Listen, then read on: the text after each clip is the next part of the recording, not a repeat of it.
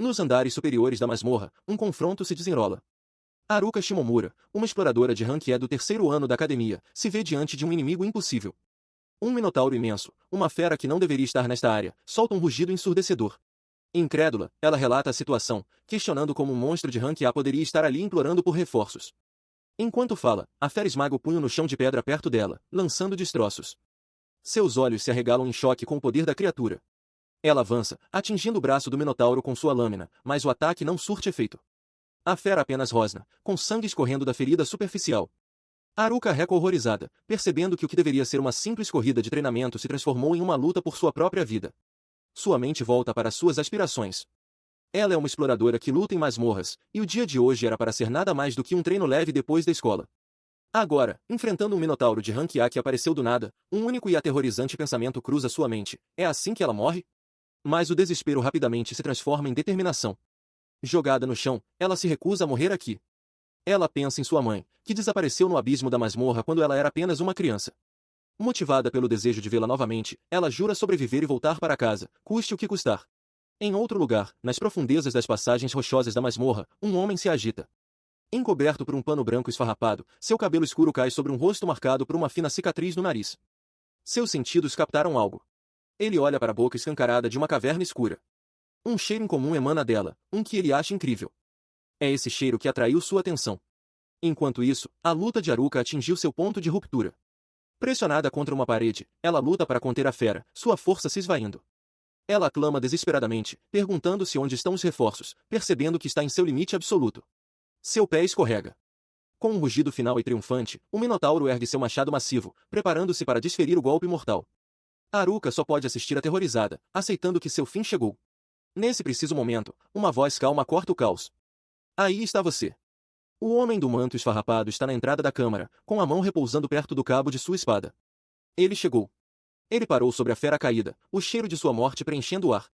Um único pensamento cruzou sua mente, um delicioso bife. Seu olhar então mudou do monstro para a garota encolhida no chão. Ele se inclinou, com uma intensidade estranha nos olhos, notando o cheiro doce dela. Ele refletiu que havia mais carne de boa aparência ali, o suficiente para uma semana. Haruka só conseguiu soltar um grito aterrorizado. Seu terror deu lugar ao choque quando percebeu que o homem desgrenhado estava falando. Ela rapidamente levantou a mão, implorando para que ele esperasse e se acalmasse, insistindo que era humana e não um monstro. Ele a olhou, genuinamente perplexo, perguntando-se por que não seria capaz de falar a língua humana. Quando ele se inclinou para olhar mais de perto, ela soltou outro grito. Foi só então que a ficha caiu para ele. Uma mulher, ele proferiu, sua expressão mudando de confusão para surpresa. A presença de outro ser humano finalmente o tirou de seu torpor. Ele olhou ao redor da câmara de pedra, e a verdade o atingiu, ele realmente havia voltado para a superfície, para o mundo humano. Dominado pela emoção, ele perguntou se poderia tocá-la para ter certeza de que era real, mas imediatamente retirou o pedido, desculpando-se por fazer muito tempo que não falava com ninguém. Ela perguntou cautelosamente se ele era um homem. Ele confirmou, e então perguntou como ela chegou ali e se era uma exploradora. O termo era completamente estranho para ele. Ela explicou que apenas exploradores licenciados tinham permissão para caçar monstros em dungeons, questionando como ele estava ali sem uma permissão. Vendo sua total confusão, ela percebeu que ele não entendia. Ele admitiu, explicando que estava na dungeon há tanto tempo que as palavras dela não faziam sentido. Ele então fez uma pergunta simples: qual era o ano e o mês atuais? Ela respondeu sem rodeios: é maio de 2025. A informação o atingiu com uma força visível. A data ecoou em sua mente. 2025. Impossível, ele gritou. No chão manchado de sangue, um pequeno dispositivo escuro jazia com a tela estilhaçada.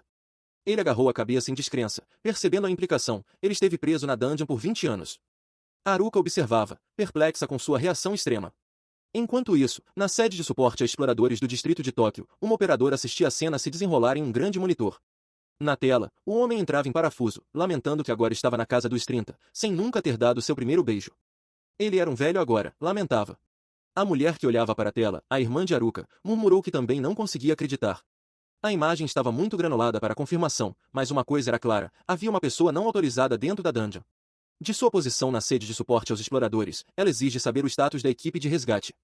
Uma subordinada informa que eles estão a caminho do local, levando-a a ordenar uma verificação de identidade imediata do sujeito desconhecido assim que chegarem. Enquanto ela caminha pelo escritório, uma colega a chama de professora Ishiami, advertindo-a sobre seu tom.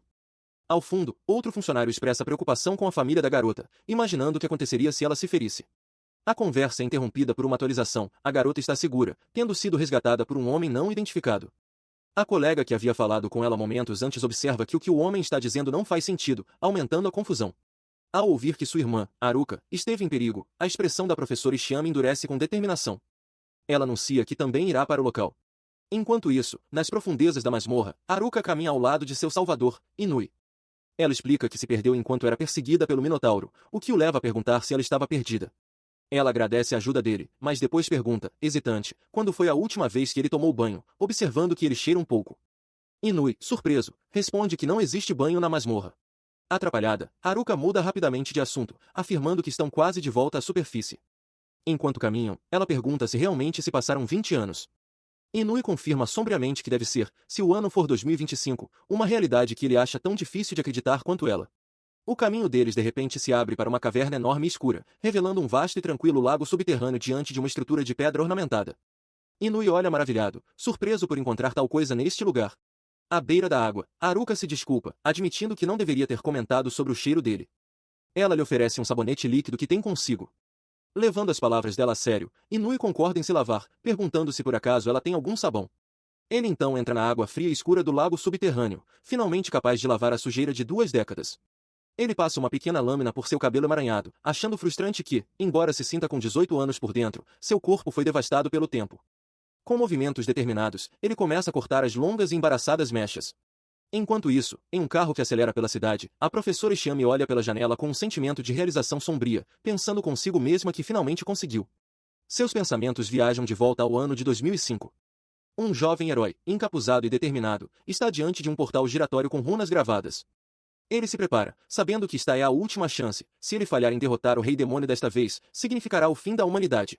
Uma jovem de chapéu de mago argumenta que apenas um mago pode enfrentar o Rei Demônio e se oferece para ir. Mas outro companheiro, um homem de armadura, retruca que ninguém que entra no abismo jamais retorna. Quando o herói começa a caminhar em direção ao portal, o homem de armadura grita para ele parar, questionando se ele planeja morrer apenas para levar o Rei Demônio junto com ele. Olhando para trás por cima do ombro, o jovem herói simplesmente diz a eles para não se preocuparem, assegurando-lhes que tudo ficará bem. De volta ao presente, a professora Ishiyama lembra como todos pensavam que ele estava morto. 20 anos se passaram desde aquele dia, mas a memória do herói permanece, prometendo com confiança que ele definitivamente voltaria vivo. Na entrada da masmorra, Haruka senta-se nas rochas, tentando usar seu telefone. Frustrada, ela percebe que é inútil, não consegue sinal. Ela grita na escuridão da caverna, perguntando se alguém pode ouvi-la. Da água, uma voz responde. É Inui, agora barbeado e se secando com um pano. Ele agradece a ela, observando com um sorriso relaxado que faz muito tempo desde a última vez que se lavou e que se sente muito melhor. Sua transformação está completa. O cabelo comprido e a barba se foram, revelando o rosto de um jovem, com a cicatriz em seu nariz agora claramente visível. Ele joga seu manto esfarrapado sobre o ombro e declara que eles devem encontrar o caminho de volta rapidamente. Quando ele se vira, Haruka o vê claramente pela primeira vez, um jovem de constituição poderosa com sua espada no quadril. Seus olhos se arregalam em choque absoluto, sua mente lutando para conectar essa figura com o eremita que ela conheceu momentos antes. Ela está totalmente cativada pela aparência transformada de Inui. Seu rosto cora enquanto ela se maravilha internamente com o quão legal e bonito ele é, achando tão belo e estiloso que se pergunta se ele é real. O choque é demais, e ela prontamente desmaia. Inui a segura bem a tempo, chamando-a preocupado enquanto segura seu corpo inconsciente, tentando entender o que acabou de acontecer. Enquanto a segura, um pensamento novo e inesperado surge em sua mente. Um rubor se espalha por seu rosto enquanto ele admite para si mesmo um desejo súbito por um beijinho. Seu olhar então se desvia para baixo, seus olhos se arregalando ao se fixarem no peito dela. O pensamento se torna mais específico, mais intenso, ele quer tocá-los. O desejo consome, uma repetição interna frenética de sua vontade de tocar, de apertar, lutando contra seu bom senso. Ele recua mentalmente, tentando suprimir o impulso. Ele diz a si mesmo que não deveria tocá-la, mas então tenta brevemente racionalizar, pensando que talvez tudo bem se for apenas o peito dela. Ele imediatamente descarta o pensamento, repreendendo-se por noções tão pouco cavalheirescas. Seu conflito interno é estilhaçado pela erupção de um combate próximo. Uma besta massiva de 3 cabeças apareceu. Uma espadachim de cabelos escuros lamenta que vieram para resgatar alguém apenas para encontrar outro monstro de rank A. Um guerreiro de armadura declara que, embora o oponente seja difícil, eles devem ser capazes de derrotá-lo dando tudo de si, ordenando os espadachins para frente e a retaguarda para dar suporte com magia. O guerreiro identifica o ponto fraco da besta como sua cabeça, embora outro aponte a complicação de ela ter 3. Observando de lado, Inui nota a chegada de mais pessoas. Ele avalia calmamente que não importa qual cabeça eles mirem, eles só precisam escolher uma e focar o ataque. Enquanto os aventureiros atacam, o guerreiro grita um aviso de que algumas das cabeças são venenosas. A besta se move com uma velocidade incrível para seu tamanho. A espadachim de cabelos escuros lança um feitiço, círculo de chamas, mas ele atinge inofensivamente a pele do monstro, fazendo-a gritar em choque. Seus ataques se mostram completamente ineficazes. Uma guerreira de armadura de placas exclama que a besta é forte demais. Percebendo o perigo, a espadachim grita para que todos tomem cuidado e corram enquanto o monstro solta um rugido triunfante. Ela e suas companheiras observaram aterrorizadas enquanto a fera de 3 cabeças avançava, e o membro masculino de seu grupo saltava para enfrentá-la. À distância, Inui observava a cena com um sorriso confiante. Ele refletiu que o monstro tinha vindo de tão longe apenas para ser comido, e que ele pretendia prepará-lo muito bem. Com uma súbita e imensa explosão de poder, ele desferiu um ataque que mentalmente apelidou de prato especial de Cérbero, obliterando completamente o monstro. Enquanto a energia explosiva brilhava, uma mulher com traços escuros e familiares apareceu por perto, observando o evento se desenrolar. A fera havia desaparecido, seu corpo estilhaçado em fragmentos brilhantes. Inui comentou que teria sido muita carne, mas decidiu deixar para lá, já que finalmente poderia voltar à superfície. Seus pensamentos foram interrompidos quando ele reconheceu a mulher parada à sua frente. Ele olhou incrédulo, sussurrando que não podia acreditar que ela estava viva. Percebendo que era realmente ela, ele gritou, "Irmã Oneshiami", e correu para abraçá-la. Enquanto a segurava, ele notou que ela havia envelhecido, provocando uma resposta ríspida dela. As outras 2 aventureiras assistiam à reunião em completa confusão. Afastando-se, uma constatação o atingiu: a hipótese de que não se envelhece dentro das dungeons era verdadeira, afinal. Ela confirmou que ele parecia exatamente o mesmo, enquanto ele ressaltava que 20 anos haviam se passado. Parados no chão rochoso, Ishiami explicou que o mundo estava de certa forma em paz, graças a ele ter derrotado o Rei Demônio. Isso levou a perguntar o que havia acontecido com o Japão em sua ausência. Antes que Ishiami pudesse responder, a guerreira de cabelo claro se aproximou, agradecendo-a por salvar Aruka. Ishiami confirmou que Aruka estava inconsciente, mas segura, o que levou a guerreira surpresa a perguntar se ela conhecia. A guerreira então perguntou o nome de Nui, enquanto sua companheira de cabelo escuro comentava sobre como a situação era estranha, expressando o desejo de tocar no jovem e belo homem. Ishiami interveio para explicar o estado atual do mundo. Pouco antes de o Rei Demônio morrer, ele liberou um vírus mortal que mata apenas homens. Olhando para uma vasta paisagem urbana, ela apresentou a conclusão sombria: a proporção de homens para mulheres é agora de 1 para 1000, quase não há mais homens. O peso total de suas palavras o atingiu. Um sorriso lento e perturbador se espalhou pelo rosto de Nui, seus olhos arregalados em choque maníaco enquanto ele processava a nova realidade. Seu choque dá lugar a um sorriso maníaco enquanto uma nova realidade inunda sua mente. Ele se imagina no centro de um mundo agora quase inteiramente povoado por mulheres, todas olhando para ele com admiração. O pensamento ecoa em sua cabeça: quase todas as pessoas que restaram são mulheres. Em um cenário que se assemelha a um parque, uma jovem de cabelos claros, Rinka, olha para trás com uma expressão exasperada. Ela chama por seu companheiro, exigindo saber se ele, Ryuto, é um idiota. Ela continua a repreendê-lo por seu descuido, ressaltando que ele já estaria morto se ela não estivesse ali. Ryuto, um jovem de cabelo escuro e óculos, desvia o olhar, explicando que ela sempre traz poções para ele de qualquer maneira. Rinka retruca que ele deveria ao menos trazer as suas próprias ao entrar em uma masmorra, fazendo perguntar o que ela quer dizer com isso. Ele então sorri e pede a Rinka que cuide dele fora da masmorra também. O pedido inesperado a faz corar, e ela admite silenciosamente para si mesma que se sente inútil sem ele. Ela rapidamente descarta o pensamento, virando-se e exigindo saber do que ele está falando, insistindo que não é sua guardiã. Ryuto esclarece que não a vê como uma guardiã, mas sim como alguém em quem pode confiar, alguém que o faz se sentir seguro e tranquilo. Sua tentativa de sinceridade sai do curso quando ele acrescenta sem rodeios que os seios dela são bonitos e pergunta se pode tocá-los. Enfurecida, Rinka grita que ele é um idiota. Ryuto, freneticamente, tenta se corrigir, alegando que estava olhando para o coração dela, não para o peito, uma desculpa que ela refuta imediatamente. A cena muda drasticamente, revelando um amplo panorama de uma cidade moderna deixada em ruínas absolutas. Nesta paisagem desolada, Ryuto e Rinka são vistos caminhando juntos, sua conversa anterior agora tendo como pano de fundo um mundo destruído. A crônica desta devastação começa. Em algum ponto no passado, a terra subitamente se abriu, e masmorras subterrâneas apareceram por todo o mundo. Dessas fendas emergiram inúmeras criaturas que destruíram a civilização da superfície, empurrando a humanidade à beira da extinção. A humanidade tentou resistir aos monstros, mas seus esforços foram em vão. Um poder misterioso que transbordava das masmorras, conhecido como magia, tornou todas as armas modernas inúteis. Nem mesmo armas nucleares, mísseis e armas de fogo conseguiam ferir as criaturas, deixando a humanidade sem meios para se opor à ameaça crescente. Justo quando se pensava que a luz da esperança havia se extinguido, um salvador apareceu de outro mundo, o grande sábio, Sirius, uma figura envolta em um manto ornamentado com capuz. Ele construiu grandes santuários em vários lugares ao redor do mundo e, através deles, concedeu a proteção dos espíritos aos escolhidos. Essa proteção se manifestava como o poder sobrenatural dos espíritos. Habilidades como força sobre-humana e magia se tornaram o único meio para a humanidade resistir às dungeons e aos monstros que emergiam delas. Com esses novos poderes, o contra-ataque da humanidade finalmente começou. Um grupo de aventureiros enfrentou uma besta monstruosa e, enquanto um vórtice de energia escura se formava, um deles declarou que apenas um usuário de magia poderia enfrentar o Rei Demônio. Jurando ir sozinho, ele prometeu voltar vivo. Essa luta foi parte de um colapso mundial que ocorreu no início do século XXI. As ruínas de Tóquio em 2005 são um testamento da devastação, uma paisagem de escombros e restos esqueléticos. Dentro daquele caos, um espadachim fez uma promessa ousada para uma Rinka em prantos, jurando que, quando voltasse, tocaria em seus seios. Enquanto ele partia, Ryuto gritou para que ele não morresse, enquanto Rinka, corada, só conseguiu chamá-lo de idiota, embora tenha jurado esperar por ele. A memória vívida se dissolve enquanto seus olhos se abrem, trazendo de volta a consciência. Ele se vê sentado, não em uma dungeon ou campo de batalha, mas em uma cama limpa e confortável em um quarto moderno e bem iluminado. Ele aperta a cabeça, tentando processar a mudança. Ele se pergunta se tudo foi apenas um sonho, questionando o que aconteceu com os membros de seu grupo, com Rinka e com sua irmã. A terrível constatação o atinge quando ele se pergunta se realmente se passaram 20 anos. Uma batida na porta interrompe seus pensamentos perturbados. Uma voz do lado de fora pede permissão para entrar, e ele concede, dizendo para prosseguir enquanto a porta começa a deslizar. A porta se abre para revelar a irmã de Haruka, Ishiami, acompanhada por outra mulher em um uniforme semelhante. Ishiami empurra um carrinho de comida, notando que ele está acordado e anunciando que preparou comida para ele. Ela observa enquanto sua equipe serve uma refeição para Inui.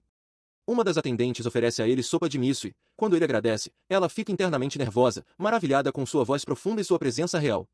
Ela então se dirige à sua equipe com uma rispidez profissional, ordenando que saiam do quarto imediatamente assim que a refeição estiver preparada e lembrando-as de se manterem focadas em suas tarefas. Enquanto a equipe se retira, uma mulher diferente se aproxima de Inui, apresentando-se como Yurina Tsukikaze, a terceira secretária da professora Ishiami. Ela explica que a professora está muito ocupada e pediu que ela realizasse um check-up médico enquanto Inui descansa. A notícia de que sua irmã tem secretárias deixa Inui perplexo. Sua apresentação não ajuda a esclarecer a confusão dele. Yurina afirma calmamente que, se ele precisar de algo, ela mesma trará, deixando Inui a se perguntar o que exatamente está acontecendo. Deixado sozinho no quarto, sua atenção é atraída pela magnífica refeição posta na mesa. Ele apenas consegue olhar, pensando consigo mesmo como tudo parece delicioso. Sem hesitar, ele ataca a comida, dominado pela emoção ao provar peixe grelhado e arroz branco. Ele grita de alegria, percebendo que está em sua primeira refeição decente em 20 anos. Após terminar o banquete, ele relaxa em um sofá, declarando que aquilo é o paraíso e sentindo-se feliz por estar vivo. Mesmo assim, uma semente de dúvida permanece enquanto ele questiona o quanto da estranha história que lhe contaram é realmente verdade. Sua contemplação se transforma em determinação. Ele decide que precisa ver as coisas por si mesmo e se levanta. Ele caminha a passos largos até a porta do quarto, pedindo para sair enquanto alcança a maçaneta. A porta está trancada. Do outro lado, a voz de Yurina pede desculpas, afirmando que não pode abrir pois são ordens da professora. Inui reage com incredulidade, e então grita de volta com raiva, recusando-se a aceitar tal resposta. Sua mandíbula se contraiu de fúria. Ele resolveu que, se as coisas seriam assim, agiria de acordo. Ele ergueu o punho, rugindo em desafio, lembrando a quem quer que estivesse ouvindo que foi ele quem derrotou o Rei Demônio. A explosão não resultou em nada. Ele olhou para a própria mão com um grunhido de frustração. Do lado de fora, no corredor, uma funcionária continuava suas tarefas, empurrando um carrinho de lavanderia, completamente alheia à agitação dentro do quarto. Ajoelhado no chão, ele tentou invocar sua força, apenas para perceber com um horror crescente que não conseguia usar seu poder espiritual fora da masmorra. Ele estava realmente trancado. Mas então, um pensamento surgiu, uma ótima ideia. Em outro lugar, uma batida firme soou contra uma porta de madeira. Era Yurina Tsukikaze. Ela anunciou sua presença para o mestre Ryuto, informando de que havia trazido a toalha que ele pedirá. Não recebendo resposta, ela entrou, sua expressão permanecendo composta enquanto chamava o nome dele mais uma vez. Ela entrou na suíte bem mobiliada, encontrando-a vazia. Um toque de confusão surgiu em sua voz enquanto o chamava novamente. Decidindo simplesmente deixar a toalha em uma mesa próxima, seus olhos capturaram a silhueta distinta de alguém no chuveiro. Embaraçada, ela ofereceu um rápido pedido de desculpas pela intromissão. Em resposta, a porta do banheiro se abriu o suficiente para Ryuto espiar. Sem camisa e ainda úmido, ele ofereceu um sorriso caloroso e agradeceu-a sinceramente. Após entregar a toalha, Yurina Tsukikaze se vê completamente desnorteada. Ela se vira, com o rosto corado, enquanto se apressa para sair do quarto. Sua mente dispara, relembrando informações que estudou. No início do século XXI, metade da sociedade humana era masculina, possuindo ombros largos e peitorais firmes, muito mais musculosos que as mulheres. Hoje em dia, ela reflete, a própria existência de homens é comparada à de unicórnios na mitologia. A imagem de Ryuto se desculpando por sua aparência surge em sua mente, tão raro e inacreditável quanto um corcel alado. Dominada por essa constatação, sua compostura se desfaz e ela tropeça para trás. Ryuto a ampara rapidamente, sua mão firmando o braço dela. Ele a olha com preocupação, notando como ela está pálida e perguntando repetidamente se ela está bem. Ele a mantém firme, embora sua própria força esteja vacilando. Ele a tranquiliza, dizendo que está bem e explicando que foram suas próprias pernas que cederam. Apesar de sua própria fraqueza, ele oferece um sorriso pequeno e tranquilizador, dizendo-lhe que, se precisar de qualquer coisa, não hesite em pedir. Suas palavras mal são registradas enquanto ela cai no chão, completamente dominada. Ela pensa consigo mesma que isso é impossível, que um homem, o unicórnio de sua mitologia, está de fato falando com ela. Enquanto ela lida com isso, Ryuto se vira e começa a vestir um roupão limpo. Enquanto isso, no corredor do lado de fora, a irmã de Haruka, Ishiami, desce uma longa escadaria com um andar decidido. Sua atenção é capturada por uma porta próxima se abrindo. Ela vê Ryuto, agora de roupão, espiar o corredor antes de recuar rapidamente para dentro de seu quarto. Continuando seu caminho, ela entra em um saguão espaçoso e bem decorado. Lá, ela avista Yurina Tsukikage conversando com duas outras funcionárias. A uma curta distância, Ryuto permanece em silêncio, observando o ambiente. Em outro lugar, uma decisão foi tomada. Com uma determinação silenciosa, uma figura caminha por um piso de madeira usando chinelos simples. O som de seus passos é firme e constante enquanto ele se dirige para a saída. Ele sai do prédio e pisa na rua. Agora vestindo o roupão que lhe foi fornecido, Inui caminha sozinho pela rua iluminada da cidade à noite, tendo conseguido deixar a instalação. Ele caminhava pelas ruas desconhecidas da cidade, à noite iluminada pelo brilho dos letreiros nos prédios ao redor. Continuando por uma estrada estreita, seu roupão simples se destacava em meio às roupas modernas das muitas mulheres por quem passava. A rua estava movimentada, mas era um mundo que ele não reconhecia, um povoado exclusivamente por mulheres. A visão avassaladora solidificou um pensamento perturbador. Ele lutava para aceitar a realidade de que realmente parecia não haver mais nenhum outro homem. Sua aparência incomum atraiu um comentário de um grupo que passava, que observou que ele devia estar usando algum tipo de cosplay de alta qualidade. Suas palavras, no entanto, despertaram uma memória. Ele se lembrou de seu restaurante de ramen favorito, um lugar que antes era frequentado apenas por homens, conhecido por seu caldo grosso. Ele tentou afastar a ideia, convencendo-se de que devia ser pura coincidência. Mas então ele o viu, o mesmo restaurante de suas memórias. Uma onda de esperança o preencheu enquanto antecipava uma sala cheia de homens, como costumava ser. Ele abriu a porta com entusiasmo. A realidade lá dentro despedaçou suas esperanças. O balcão estava lotado, mas cada cliente era uma mulher. Toda a conversa cessou quando elas se viraram em uníssono para encarar o recém-chegado. Um som suave de confusão escapou de seus lábios enquanto a porta se fechava atrás dele, prendendo no olhar silencioso e focado de toda a sala. Naquele momento tenso, o simples nó de seu roupão se desfez. A vestimenta se abriu, revelando seu torso nu e musculoso para a multidão de mulheres atônitas, cujos olhos se arregalaram em choque coletivo. Seus olhos se arregalaram em um silêncio atônito, fixos no homem à sua frente. Inui, com seu manto completamente aberto, só conseguia encará-la de volta, pego pelo escrutínio súbito e intenso. Ele fugiu da loja, apenas para se encontrar em uma situação muito mais avassaladora na rua. Uma multidão de mulheres o cercou, suas vozes uma cacofonia de excitação. Elas exclamavam que era a primeira vez que viam um homem, e um jovem ainda por cima, com algumas até estendendo a mão, querendo tocá-lo. A realidade abateu-se sobre Inui enquanto ele se perguntava por que isso estava acontecendo. Era verdade. Os homens realmente haviam desaparecido. Ele começou a correr, tentando escapar da multidão que se aproximava. De repente, o som de hélices encheu o ar quando um helicóptero apareceu no céu. Uma súbita e louca percepção o atingiu, contorcendo suas feições em um sorriso maníaco. Se esta era a nova realidade, ele se perguntou, isso significava que agora ele tinha garantia de ser popular com as mulheres? Sua fuga frenética foi interrompida quando um carro preto parou bruscamente à sua frente. Uma mulher em um terno elegante saiu, banhada pela luz do helicóptero. Ela se dirigiu a ele com calma autoridade, confirmando que seu nome era Ryuto Sakazaki. Ela explicou que ele era agora o VIP mais importante do mundo e, por ser muito perigoso para ele ficar sozinho, ela seria sua guarda-costas pessoal, ficando ao seu lado 24 horas por dia. Inui só conseguia olhar, perplexo. Ela sustentou o olhar dele, sua expressão indecifrável enquanto se apresentava formalmente. Meu nome é Sayaka Tsukimisato. Prazer em conhecê-lo. Do lado de fora de um grande e moderno hotel sob um céu estrelado, uma voz exasperada corta a noite, emitindo uma repreensão severa. Eu te disse para ficar quieto e se comportar, não disse. A fonte da voz é Haruka, seu rosto contorcido de fúria. Ela empurra o celular para frente, exibindo uma postagem de rede social com uma foto nítida de Inui em público. Olha isso, ela grita, o mundo inteiro sabe que você existe agora. A cena muda para uma suíte luxuosa onde Inui, vestido com um roupão simples, encara a irmã de Haruka, Ishiami. Ela exige saber o que ele planeja fazer, explicando que os rumores de que ele é o há muito perdido Ryuto Sakazaki já estão se espalhando. Inui, no entanto, parece não entender a gravidade da situação. Ele abre os braços, proclamando alegremente que um mundo cheio de mulheres significa que ele finalmente recuperou sua juventude. A paciência de Xiame se esgota. Seu idiota, ela grita, questionando se ele ao menos entende a situação em que se encontra.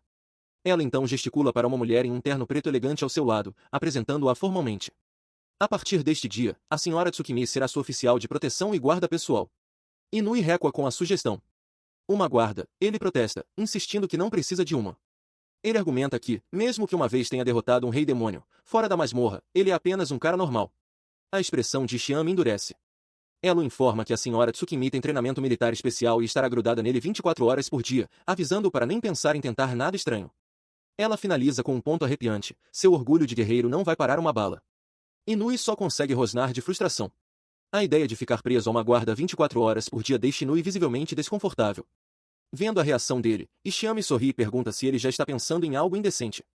Ele nega rapidamente, resmungando que ela continua a mesma de sempre. De repente, um homem de terno preto elegante, com cabelo claro penteado para trás e um cavanhaque, entra na sala. Ele se dirige diretamente a Inui como Ryuto, expressando sua genuína alegria em vê-lo novamente.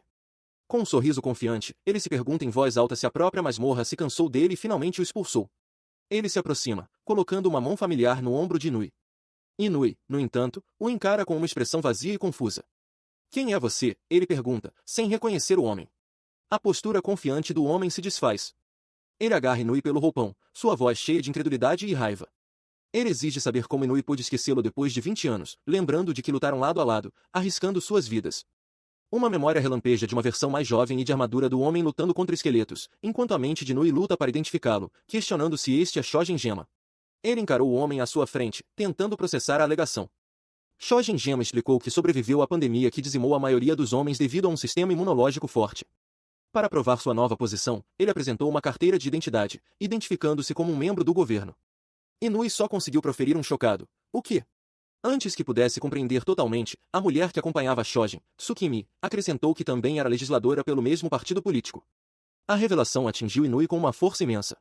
Ele recuou em choque, gritando incrédulo que sua própria irmã também era política. Ele imediatamente acusou Shojin de mentir, gritando que um idiota como ele jamais poderia se tornar um político. Shojin retrucou com raiva, dizendo-lhe para não o chamar de idiota. Enquanto discutiam, Tsukimi calmamente mandou que parassem. Shojin então desferiu outro choque, ele e Tsukimi eram casados. Essa última notícia foi demais. Inui se dobrou, explodindo em uma risada histérica. Ao lado de um Shojin de rosto impassível, Tsukimi só conseguiu observar com exasperação, murmurando, não pode ser. Quando sua risada cessou, sua expressão endureceu. Ele reconheceu que 20 anos de fato haviam se passado e, olhando atentamente para Shojin, exigiu saber o que mais ele havia perdido. Shojin confirmou que ele e Tsukimi estavam juntos e mencionou que eles têm um filho que, por sorte, não foi afetado pelo vírus. Ele então virou o jogo, perguntando se Inui também estava curioso sobre seus outros companheiros, Yoriaki e Rinka. Ao ouvir aquele nome, o foco de Inui se estreitou instantaneamente. Ele ignorou completamente a notícia do filho e perguntou com uma intensidade súbita, o que aconteceu com a Rinka? Em resposta à sua pergunta, um silêncio pesado encheu o cômodo. Shojin e Tsukimi trocaram um olhar sombrio e cúmplice, suas expressões tornando-se sérias. Shojin então deu a notícia devastadora. Ele informou a Inui que Rinka havia desaparecido há 18 anos. As palavras atingiram Inui como um golpe físico. Seus olhos se arregalaram em completo choque e incredulidade enquanto ele lutava para processar a informação, sussurrando, o que você disse? Ele permaneceu na sala opulenta, a notícia do desaparecimento de Rinka ecoando em sua mente. Desapareceu. O que você quer dizer com isso? Ele exigiu. Do outro lado da sala, Shojin Gema, acompanhado por Tsukimi e outra mulher, respondeu solenemente que nem mesmo eles sabiam a verdade sobre o que havia acontecido com ela. Tsukimi então elaborou, com um olhar firme. Ela explicou que, embora a história oficial fosse um mistério, havia rumores. Alguns acreditavam que Rinka tinha ido para o exterior, enquanto outros sussurravam que ela estava secretamente passando por tratamento para uma doença grave. Nenhuma dessas histórias oferecia qualquer certeza. Uma memória ressurge para Inui. Ele ouve a voz de Rinka explicando que ela esperou por ele por 2 longos anos, retornando todos os dias à entrada da dungeon onde ele havia desaparecido. O peso dessa devoção o deixa atordoado. Trazido de volta ao presente, ele escuta enquanto Shojin Gema declara a dura realidade de sua situação, todo o resto do mundo estava convencido de que ele estava morto. Shojin continua, explicando que se de repente soubessem que Inui estava vivo, isso causaria um caos absoluto. Ele agora é reverenciado como o herói da humanidade, o homem que trouxe a paz ao mundo, com alguns grupos até formando religiões para adorá-lo. Portanto, eles precisam de tempo para preparar a mídia e outros governos antes de tornar seu retorno público. Tendo se trocado para um simples roupão, Inui absorve a informação. Ele entende a situação deles e concorda, dizendo-lhes para levarem o tempo que precisarem e que não há motivo para pressa. Enquanto conversam, Tsukimi pergunta se Rinka simplesmente partiu sem deixar nenhum tipo de mensagem. Sayaka Tsukimisato confirma que não deixou. Sua expressão se torna séria. Inui então pergunta a Sayaka se havia algo que Rinka havia pedido a elas antes de desaparecer. Sayaka confirma sua suspeita, revelando que o último pedido de Rinka foi para que elas cuidassem de uma garota chamada Haruka. A memória mostra Sayaka e Rinka juntas ao lado do leito de Haruka em um hospital. Após essa revelação, um sedã preto é visto dirigindo pela cidade. Inui está sendo transferido para um novo local. Dentro do carro, Sayaka explica o raciocínio deles. Estão o transferindo para uma residência especial preparada pelo governo por questões de segurança e o risco de vazamento de informações no hotel. Embora ela lamente a perda de sua liberdade, Inui parece resignado, afirmando que não vai fugir novamente. A contínua desconfiança de Tsukimi provoca uma resposta sarcástica de Inui, que avisa que a falta de confiança delas pode, na verdade, inspirá-lo a traí-las. Em resposta, Sayaka se vira diretamente para ele, com uma expressão indecifrável, e pergunta: "Posso confiar em você?" Ela sentou-se rigidamente no banco do motorista, informando a Inui que, como suspeitava, teria que ficar de olho nele 24 horas por dia. Ele, com os braços cruzados no banco do passageiro, repetiu as palavras dela, pensativo. Ele então insistiu no assunto, perguntando se a vigilância constante dela significava que estariam juntos até mesmo quando ele dormisse. Sayaka olhou para frente, com uma expressão indecifrável enquanto processava a pergunta dele. A pergunta dele a deixou visivelmente sem graça. Um leve rubor apareceu em suas bochechas enquanto ela admitia que, se fosse necessário para seu dever, ela poderia de fato ter que ficar ao seu lado. A compostura dela finalmente se quebrou, e ela o repreendeu para que não dissesse coisas tão estranhas. Recuperando rapidamente sua postura profissional, ela declarou que sua missão era unicamente proteger a segurança de Ryuto-sama e nada mais. Quando ele perguntou se ela estava falando sério, ela afirmou sem hesitação. Ele a observou, um pequeno sorriso de quem sabe o que está acontecendo se formando em seus lábios enquanto repetia silenciosamente a negação dela para si mesmo. Um sorriso confiante se espalhou por seu rosto. Ele ponderou em voz alta que a negação dela significava que o jogo estava aberto, no exato momento em que o mundo fora do carro deles explodiu em violência súbita. Um veículo na rua à frente foi arremessado pelos ares. A calma foi estilhaçada por um impacto violento que sacudiu o veículo deles. O outro carro havia batido logo à frente. Assustado, Inui se perguntou se era um terremoto, enquanto Sayaka soltou um grito de choque. Fora do veículo, a rua mergulhou no caos. Hordas de pequenas criaturas monstruosas tomaram a área, atacando civis aterrorizados que fugiam gritando por ajuda. Inui olhou para fora, sua expressão de total incredulidade. Tendo saído do carro, Sayaka foi imediatamente cercada. As criaturas a agarraram enquanto ela gritava, reconhecendo os monstros com um choque horrorizado, goblins. O pandemônio se espalhou. Um dos goblins, empunhando uma pequena faca, encurralou uma mãe e uma criança apavoradas. Gritos de "eu não quero" e "mamãe" encheram o ar enquanto a rua se tornava uma cena de puro terror.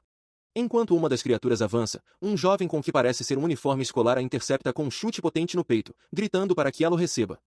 O goblin solta um guincho de dor. Perto dali, Inui, agarrando a cabeça em confusão, grita para o estudante fugir, aparentemente perplexo com a cena que se desenrola. Dentro de uma loja de conveniência bem iluminada, Inui se encontra em seu elemento, cercado por um enxame de goblins. Com uma risada, ele habilmente chuta uma criatura para longe enquanto outra pula em sua direção. Ele usa latas de bebida como armas improvisadas, arremessando um goblin contra uma prateleira, espalhando produtos por toda parte enquanto os pequenos monstros gritam. Ele continua seu ataque, esmagando duas latas contra a cabeça de um goblin. Na confusão da luta, no entanto, seu pé escorrega e ele cai para trás, para fora da entrada da loja e na rua, com o impulso levando ao chão. Enquanto cai, um goblin avança para o abate. Com um sorriso selvagem, Inui o intercepta com um soco poderoso, obliterando a cabeça da criatura em uma explosão de sangue. Ele declara que, mesmo fora da masmorra, não perderá para tais criaturas, gabando-se de que costumava matar 100 delas todos os dias. Ele se levanta em meio aos goblins restantes, um sorriso confiante em seus lábios enquanto eles recuam. Sua bravata diminui um pouco quando ele admite para si mesmo que 100 pode ter sido um exagero. Ele então para, uma centelha de confusão em seu rosto enquanto se pergunta se um dos goblins tinha acabado de falar. De repente, a cabeça de um goblin explode com um ataque invisível. Inui observa surpreso enquanto a horda inteira é subitamente crivada de projéteis, seus corpos explodindo em um jato violento. O ataque não é dele. A origem dos disparos é revelada. Sayaka Tsukimisato permanece de pé com profissionalismo frio, sua pistola apontada firmemente para frente, pronta para continuar o confronto. Ela dispara uma rajada de tiros no enxame de goblins. Com movimentos praticados e fluidos, ela ejeta o carregador vazio e insere um novo em sua pistola, bem no momento em que outro goblin avança em sua direção. Sua mira é certeira, e a cabeça de outro goblin explode com um tiro perfeitamente colocado. A rua está coberta com os resultados de sua precisão mortal. À distância, Inui observa a cena inteira se desenrolar, sua própria luta momentaneamente esquecida. Apesar de sua habilidade, o número de goblins é excessivo. Uma criatura agarra o braço de sua arma enquanto outra pula em suas costas. Torcendo o corpo, ela consegue atirar, despachando um goblin bem na sua frente, mesmo enquanto está sendo subjugada. O goblin abatido cai, mas o alívio é momentâneo. A horda continua a avançar. De suas fileiras, um goblin maior e mais musculoso se destaca, assumindo o comando do enxame que avança. Eles avançaram pelas ruas da cidade, um exército grotesco preenchendo o cruzamento. Diante deles, uma única silhueta imóvel se postava, Sayaka Tsukimisato, sua forma destacada contra o caos urbano enquanto ela encarava a horda sozinha. Sua aparente calma provocou um aviso de Inui, que a lembrou que armas de fogo e outras armas modernas são ineficazes contra tais criaturas, a menos que imbuídas de poder espiritual. Ela respondeu friamente que o conhecimento dele estava 20 anos desatualizado. Enquanto ele observava, uma luz suave começou a brilhar ao redor do pente da pistola em suas mãos. Ela explicou que a humanidade não esteve parada, eles continuaram a pesquisar o poder espiritual e desenvolveram métodos confiáveis para combater monstros. Ela então o tranquilizou de forma simples, dizendo-lhe para não se preocupar. Com sua arma agora carregada, ela a ergueu com mão firme, o olhar fixo na horda de goblins. Este nível de ameaça, ela concluiu, estava bem dentro do alcance esperado. Uma verdade fundamental governa o mundo: a única coisa que pode enfrentar monstros é o poder espiritual. Tradicionalmente, esse poder era confinado a locais específicos. Dentro de uma dungeon, os humanos podiam lutar contra monstros em pé de igualdade, com suas próprias habilidades amplificadas pelo ambiente. Embora armas e itens imbuídos de poder espiritual pudessem ser usados na superfície, esse poder inevitavelmente se esvaía com o tempo. Isso forçava as pessoas a procurar constantemente novas armas encantadas ou a retornar às dungeons para recarregar seu próprio poder espiritual, já que o armamento moderno era inútil contra a ameaça monstruosa. Enquanto Sayaka Tsukimisato explica a um atento Inui, a humanidade não ficou parada. Nos últimos 20 anos, a pesquisa levou a um avanço, uma maneira de adquirir poder espiritual na superfície. Ela declara que agora, mesmo fora das dungeons, eles podem lutar contra monstros. Uma bala disparada de sua pistola atinge um goblin. O projétil abre um buraco limpo em seu peito antes que o corpo da criatura exploda violentamente por uma onda interna de energia. Observando as plantas mágicas que parecem atacar os monstros, Inui fica atônito. Ele percebe o que está vendo. De alguma forma, eles conseguiram fundir balas com poder espiritual. Ela continua seu ataque, atirando calmamente na horda. Enquanto o faz, um goblin avança em sua direção, gritando uma maldição. Enquanto isso, Inui se vê cercado. Um dos goblins aponta para ele, declarando que será seu oponente. Sem se impressionar, Inui apenas observa que, embora seja uma abertura estilosa, parece um tanto sem impacto. Ouvindo sua crítica, Sayaka sorri e faz um gesto sutil com os dedos. Ela pergunta se talvez devesse aumentar um pouco mais a escala. Inui se vira para ela, com uma expressão de confusão no rosto. Sua confusão se transforma em choque quando o próprio chão sob a horda de goblins racha e se estilhaça com uma força imensa. Ele olha, de olhos arregalados, querendo saber o que está acontecendo. Em outro lugar da cidade, uma explosão súbita e poderosa abala uma área residencial tranquila, com o som ecoando pelos telhados. A origem do distúrbio é um portão colossal e sombrio que se abriu no meio da rua, liberando uma torrente de monstros grotescos. Inui, caído no chão, só consegue olhar com os olhos arregalados de horror enquanto a horda invade a cidade, e a pata com garras de uma criatura reptiliana pousa bem na sua frente. O caos é transmitido por todo o país. Uma âncora de telejornal noticia com urgência que uma horda de monstros emergiu da dungeon de Shinjuku e está se espalhando rapidamente pelo centro de Tóquio, fazendo um apelo desesperado para que os cidadãos evacuem. Em um escritório, Sayaka Tsukimisato assiste à reportagem, sua compostura se desfazendo em incredulidade enquanto sussurra: "Não pode ser."